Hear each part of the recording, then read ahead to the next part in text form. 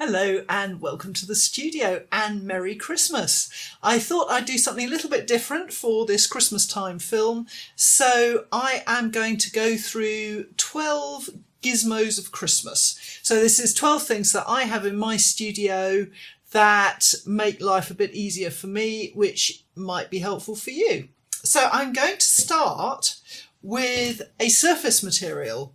So I use cheap flooring vinyl as a worktop for my studio, and I have some here, and it's really durable and it's also slightly non-slip, and I've found over the years that this tends to work best for me in terms of being able to wipe it clean. It doesn't seem to wear very much. And yes, you can see it gets a bit grubby, but nothing serious. So I have MDF units that Mr. B has built for me, and then we put flooring vinyl across the top of them. And I found I don't even need to staple it down. It's kind of non-stick on the back of it, and you can just cut it to size and it sits there quite sturdily and stays in place. So that's my number one gizmo that we use. Number two, along the same lines, is non-slip matting for when I'm cutting and working with my lino. So you'll have seen these non-slip mats before if you watch my films, but I've included it because it's a really nice, cheap, easy fix. And what I have here is rug underlay from IKEA. You can get it from all over the place. Anywhere that sells rugs basically will do a non-slip. There are thicker versions for drawer liners and stuff like that. They work very well, but I quite like this stuff, and I always attach an edging to it. And that simply stops it curling up and getting damaged so easily. So I have stitched on some fabric here, but you could staple it on or hot glue it on, what have you. And it means that when I'm cutting my lino, unlike a bench hook, I can move the lino in any position I want. It's also dead convenient if, like me, you do face-to-face lessons and teaching, because it is a lot easier to carry 10 of these than it is to carry 10 bench hooks. So, non-slip mat. The next thing I want to come on to is this gizmo. Now, this is a tube wringer. So it is for getting that last little bit of whatever it is that you need to get out of a tube. This one is an American tube wringer that I bought online, and it's pretty heavy duty, and you put your tube in and turn the handle, and it really does wring every last bit out of it. The only thing I would say is if you go for the kind of steampunk version as I have, it can be quite sharp, and with metal tubes there's a danger you might puncture them, so be warned on that.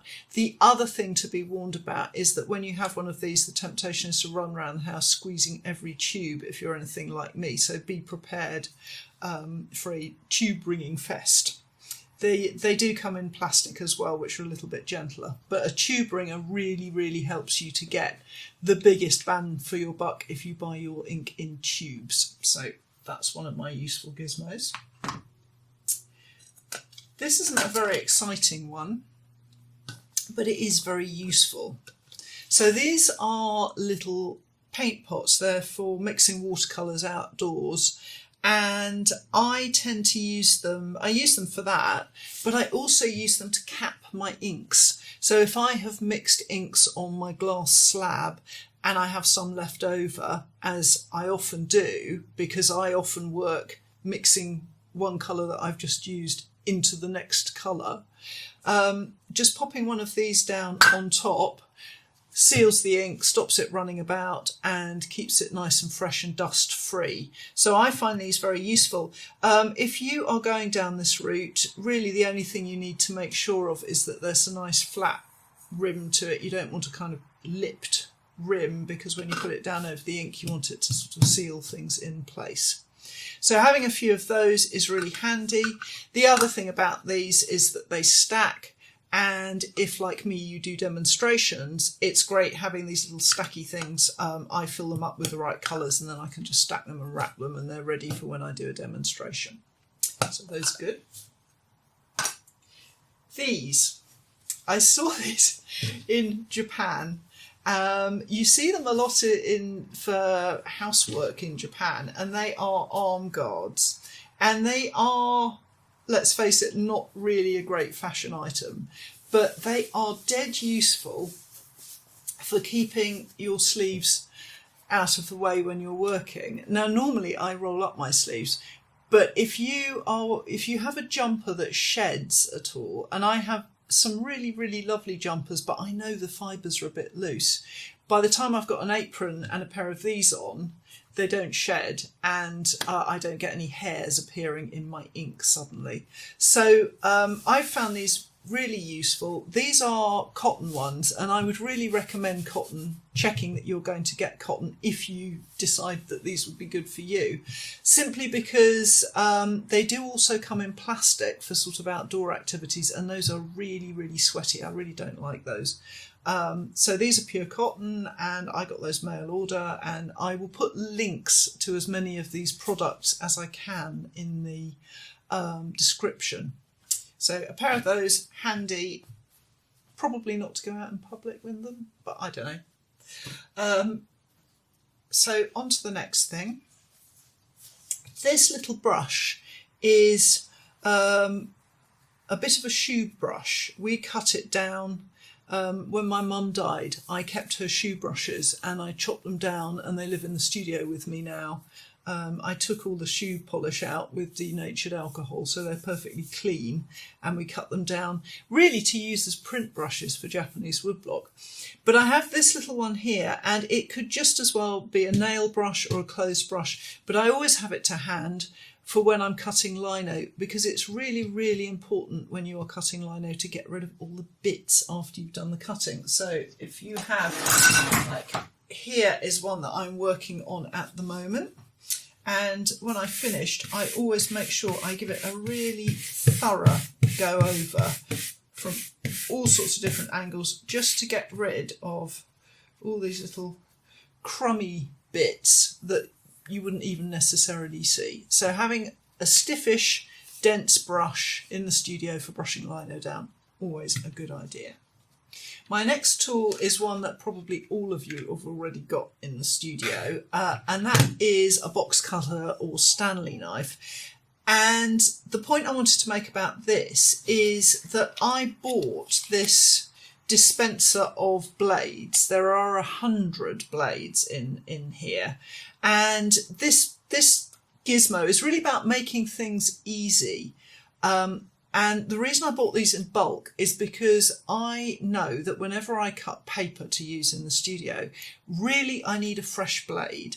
And I've always struggled with Stanley knives. I always found them really hard to open, and then I'd put it off, and then I'm cutting with a rubbish blade. So I went out and I found like the world's easiest Stanley knife to open. Basically, you just you turn this and the whole thing opens up, and then you can just take the blade in or out. You may be able to master changing blades a lot easier than me. But the combination of having a really easy knife to change and a really big dispenser of blades makes it a no-brainer to make sure that I have a fresh blade every time I need to cut a piece of paper. And that's kept me on the straight and narrow, and my cutting has improved enormously. So we go on to the next one. Pair of tweezers. Now, I have nice metal tweezers in the studio, but these are very cheap and cheerful plastic tweezers. And I bought a packet, I think, of 20 of them. It wasn't very expensive.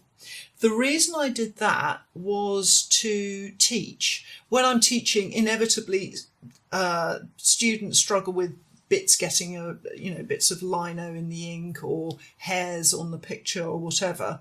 And having tweezers is a really good way of dealing with that. And if everybody's got their own tweezers in a class, it just makes things so much easier. So I bought plenty to teach with, which is great. And I use them in classes, and they work brilliantly. But it also means that I've been able to flood the studio space with them as well. So I have them everywhere in the studio. So there's always a pair of tweezers on hand whenever I need them. So again, these are really durable and very, very sturdy, do the job, and will keep on doing the job. So loads of tweezers. This next one it's a bit of a lottery, this one. But if you look in junk shops and you look in on eBay, places like that, chances are you may come across a collection of somebody's pen nibs. This is exactly what I've done here. I forget where we found this, but it was very much found as this, plus a collection of upholstery pins, which are an added extra bonus. And having a little collection of pen nibs like this is a really, really nice way of having different ways of mark making. There's all kinds of nibs in here with all sorts of different edges. And I often draw on lino with a dip pen and ink. If you want to do this, then you can get these modern pen holders. I think I got these from Lawrence's, and you can just poke the nib in there and then you've got your pen to draw with. If you want to use this for mark making on lino, then you really do need to use something like Indian ink. When I work with this, I always use the Indian ink to draw on the lino, and I use oil-based ink, which I clean off with white spirit. And that means that the water-based Indian ink will stay on that lino, come what may, through all the printing, no problem at all.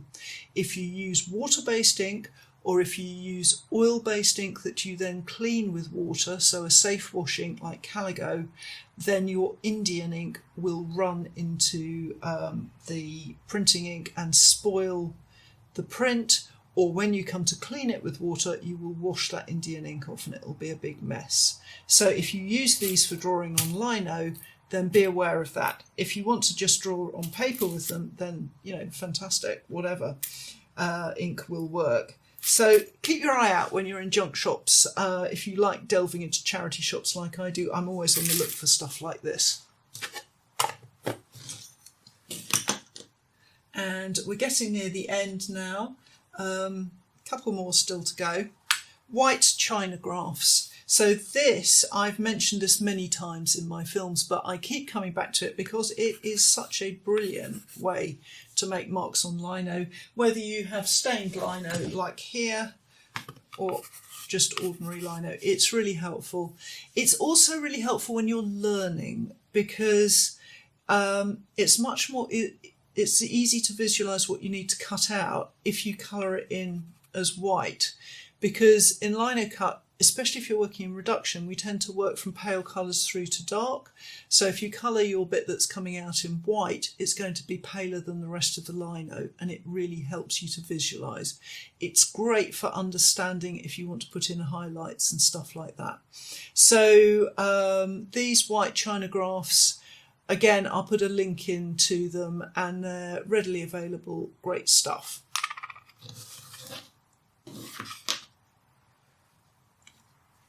This little one here, this is a battery operated eraser, and it comes with an eraser in the top of it, and you can buy extra ones of these little sort of nibs, eraser nibs, and then it takes a couple of AAA batteries, and when you press the button it rotates at high speed. So it's really handy for when you're drawing if you want to get rid of an area. If you have watched any of my films of me drawing on Instagram, on IGTV, you will see that most of my drawing consists of an awful lot of scribbling and then a lot of editing with an eraser. The other thing you can do with these, and it does work, is you can remove little tiny ink marks, unwanted ink marks, if you are very careful. So if I've done a reduction print and I've got a tiny spot of ink in the wrong place, then you can use one of these to remove that ink mark, and it tends to work best when you've already got printed layers. If you're just taking that ink off a printed layer, when the ink you've just printed is wet, layers underneath are dry, and you can just use this to gently lift off that ink mark. But you need to be careful and you need to practice. Please don't just rush out there and try this on a precious print. Have a little bit of practice, but I have found it useful for that function. And also brilliant for when I'm drawing. So a little one of those is always helpful. So I think that brings us on to last but one. And this one is graphite sticks. So a graphite stick is, it's simply like a pencil with no wrapping around it, no wooden or plastic wrapping around it. And they are quite nice for drawing. You can get them in all sorts of different softness and hardnesses. And I use them a lot for checking progress on liner cuts. So if we go back to my print I'm working on here, and I want to check how I'm doing with my cutting, using a graphite stick, and this is newsprint, so a thin paper, soft paper like newsprint, just means that you can take a rubbing and it helps you see how your cutting is progressing, gives you a fairly good idea of what you're up to. So I do this frequently, and I do it to both check how I'm cutting and to see if there are any areas I've missed, especially if I'm doing something complicated. It's really good at highlighting if you've missed a bit. And it's also really good if you're cutting like I do a lot of rock faces and things. It's worth checking to check you haven't put a face into the rock inadvertently or something awkward like that. And a rubbing is really helpful for that. I find of all the weights, all the softnesses of graphite stick, that 2B is around the right sort of strength for a rubbing. It's not too soft and it's not too hard. And they're not expensive, these. They're good to have around. So that's that. And the last one I've got is this. And this comes up in some of my videos, and it's called a safety wash bottle. And they're just really handy because they will put a small amount of water in a specific place for you without any awkward pouring. So if I go back to my little paint pots here, if I want to get some water into the right place, all I need to do is squeeze, and it's directional, and that tends to avoid a lot of mess. So you can get these on the internet. You just need to look for safety wash bottles, and they tend to be for chemistry and stuff like that, but I find it brilliant in the studio. So that is the end of my 12 gizmos for Christmas. I hope you've enjoyed that, and I would also like to thank you for watching my films and being a part of the printmaking community. If you haven't already, do subscribe, because we have lots of films coming up in the new year, and I do hope you have a very Merry Christmas.